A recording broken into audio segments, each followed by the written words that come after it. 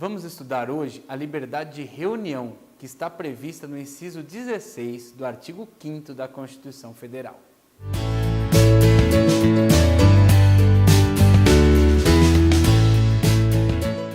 O inciso 16 do artigo 5º nos traz que todos podem reunir-se pacificamente sem armas em locais abertos ao público, independentemente de autorização, desde que não frustrem outra reunião anteriormente convocada para o mesmo local, sendo apenas exigido prévio aviso à autoridade competente. Então, esse é o inciso 16 do artigo 5º da Constituição Federal. E de tudo isso que vocês viram, o que a gente precisa retirar? A gente precisa retirar que a todos nós é garantida a liberdade de reunião. E essa reunião pode ser feita em locais públicos. Então, no seu trabalho você tem a sua reunião lá, todo mundo em volta da mesa, discute um assunto, mas e a reunião que é feita em local público? Você consegue vislumbrar? Na verdade, a gente tem aí o direito de todo cidadão de protestar, de reivindicar direitos publicamente. Então, você tem lá uma manifestação, por exemplo, pedindo mais saúde ou pedindo mais emprego, e é livre, segundo a Constituição Federal, o cidadão que deseja exprimir esse desejo, essa vontade, esse anseio coletivamente. Então temos aí uma norma de caráter individual e de expressão coletiva. E isso significa que o fundamento para essa norma é o interesse coletivo de toda a comunidade. Mas o direito é imputável ao indivíduo, é atribuído a cada indivíduo separadamente. E nesse caso é importante ressaltar que a gente tem aí uma dimensão positiva e uma dimensão negativa ao Estado. Mas eu não estou falando de positiva, de legal, eu não estou falando de negativa, de que chato. Estou falando de positiva e negativa no sentido de interferir ou não. Aqueles direitos de primeira dimensão, segunda dimensão, terceira dimensão. Os de primeira dimensão era o dever do Estado de não intervir na vida do cidadão. Esse caso é um dever de dimensão negativa. Por quê? O Estado não pode interferir na livre manifestação do indivíduo quando ele vai reivindicar seus direitos publicamente. Uma manifestação pública, uma reunião em local aberto, o Estado ele não pode interferir nesse direito do cidadão. Então, o caráter de ação do Estado, nesse caso, é negativo, é o dever de não fazer.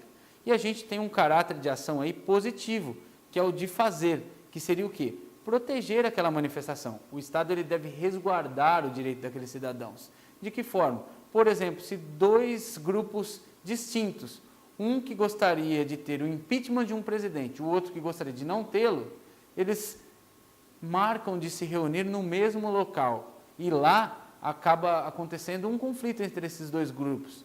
É dever do Estado assegurar que esse conflito não ocorra previamente, através de aviso, como dispõe a própria letra da Constituição.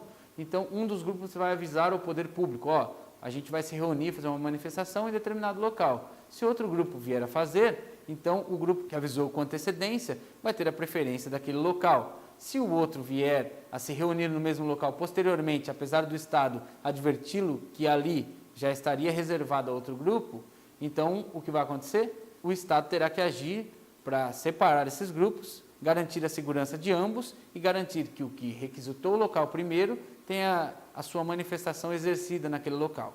Portanto, temos aí duas restrições, uma de caráter material e uma de caráter formal. A restrição de caráter material é a restrição ao uso de armas, por exemplo. Uma manifestação de policiais civis em um local, ele não pode ser exercido com o uso de armas de fogo, por exemplo, os policiais ostentando armas de fogo e tudo mais, apesar de terem o porte de armas. Então, a manifestação ela não pode ter o uso de armas de fogo e ela deve ser pacífica. Então, essas são as restrições de caráter material.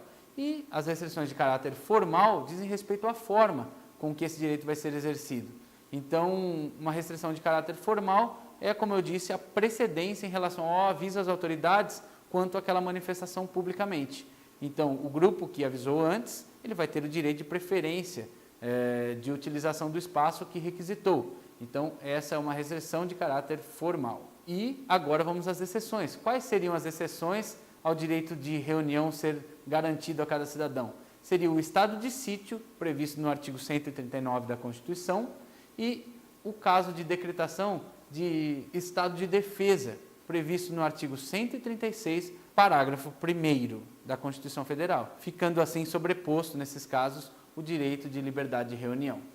Outro ponto que a gente precisa considerar antes de finalizar o tema é a questão do conflito entre liberdade de reunião e liberdade de locomoção, porque é possível que um grupo solicite uma via pública em que um outro grupo de pessoas deseja passar e, naquele caso, o grupo de pessoas que deseja passar não pactua com o que está pregando o grupo que está reunido naquele local. Então haverá aí, como eu já mencionei, uma garantia do Estado para que aquele grupo que lá está exerça o seu direito de reunião. Nesse caso, as pessoas contrárias àquilo, elas terão de passar por outro local. Então a gente tem um conflito de princípios, um conflito de normas de mesma hierarquia, que estão na Constituição, em que os indivíduos que não pactuam terão o seu direito de ir e vir relativizado. A preferência será dada à liberdade de reunião de quem solicitou aquele espaço primeiro. Então temos aí um conflito de normas em que eu sempre digo, é preciso ponderação na hora de colocar em prática essas normas constitucionais, porque elas, vez ou outra, vão entrar em conflito. Pessoal, por hoje é só, ficamos por aqui. Inscrevam-se no canal, clica no sininho, ou vamos aumentar aí esse número de inscritos para que a gente possa produzir cada vez mais conteúdo. Acho que vocês estão cansados já de ver eu fazendo isso, então, por piedade, compartilhem o vídeo, peçam aos amigos, aos familiares, façam maratonas aí de Minuto Constitucional e vamos acompanhar os programas aí, porque sendo útil para vocês, está sendo prazeroso para mim. Então, ficamos por aqui, por hoje é só, valeu, falou!